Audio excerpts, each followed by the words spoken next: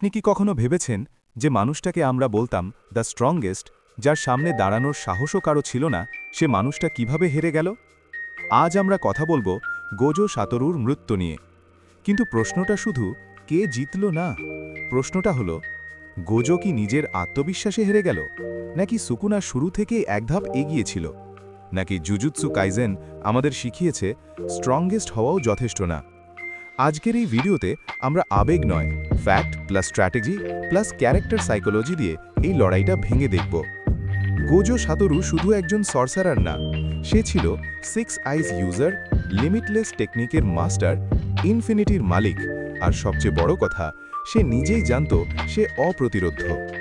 Gojo বড় হয়েছে এই বিশ্বাস নিয়ে, আমি জিতবই।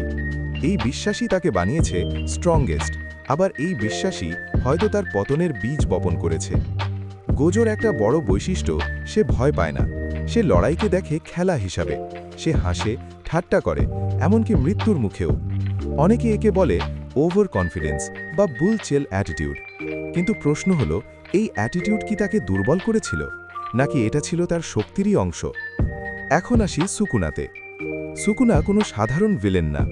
সে হাজার বছরের অভিজ্ঞ, যুদ্ধকে দেখে গণিতের মতো, আবেগ নয়, সিদ্ধান্ত নেয় লজিক দিয়ে। সুকুনা জানে গোজোকে হারাতে হলে শক্তি নয়, নিয়ম ভাঙতে হবে। আর এখানেই সুকুনা আলাদা। এই লড়াইয়ের সবচেয়ে বড় টার্নিং পয়েন্ট মাহুরাগা। মাহুরাগা এমন একটা অস্ত্র যা সময়ের সাথে সাথে যে কোনো টেকনিককে অ্যাডাপ্ট করতে পারে। সুকুনা এখানে যা করেছিল, সে গোজোকে সরাসরি হারাতে চায়নি, সে সময় নিয়েছে, গোজোর ইনফিনিটি বুঝতে শিখেছে। গোজো যেখানে ভাবছিল আমি এখনও কন্ট্রোলেই আছি, সুকুনা সেখানে আগেই ম্যাচ জিতে ফেলেছিল। গোজোর ভুল কোথায়? 1, সে বিশ্বাস করেছিল ইনফিনিটি ভাঙা অসম্ভব। 2, সে ভেবেছিল সুকুনা ক্লান্ত হয়ে পড়বে। 3, সে বুঝতে পারেনি এই লড়াইটা স্ট্রেংথের না, অ্যাডাপ্টেশনের। গোজো লড়াই করছিল বর্তমান দিয়ে, সুকুনা খেলছিল ভবিষ্যৎ দিয়ে। গোজোর বুল চেল তাকে দুর্বল করেনি, কিন্তু সেটা তাকে সতর্ক হতে দেয়নি।